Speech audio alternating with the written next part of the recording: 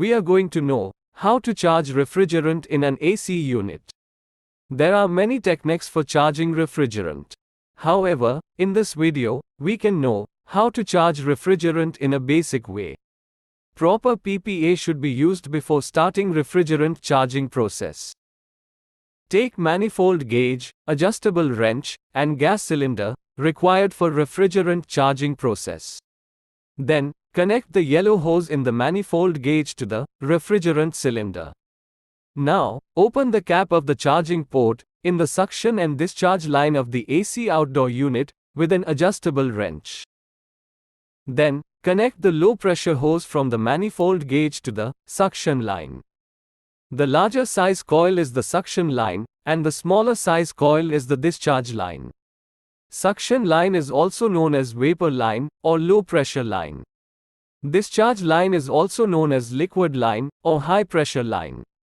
After connecting the low pressure hose to the suction line, connect the high pressure hose to the discharge line. Now, loosen the low pressure hose a little from the charging port. Then open the refrigerant cylinder, and then open the low pressure on-off valve.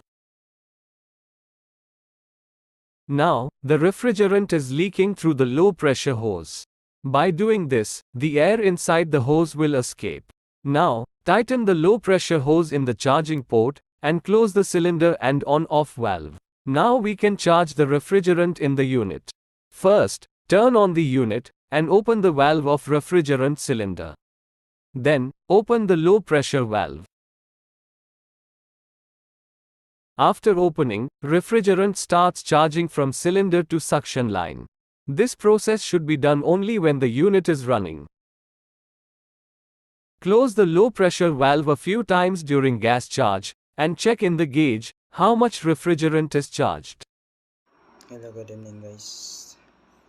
Meron naman akong ituro sa inyo tungkol Close the sa refrigerant cylinder valve and low pressure valve after reaching the required pressure in the suction and discharge line. meron po Then tayo remove the manifold gauge from the unit. That's all, the refrigerant charging method.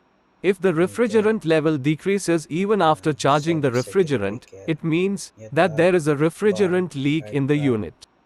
So, after finding out where the leak is and fixing it, the refrigerant charge should be done again.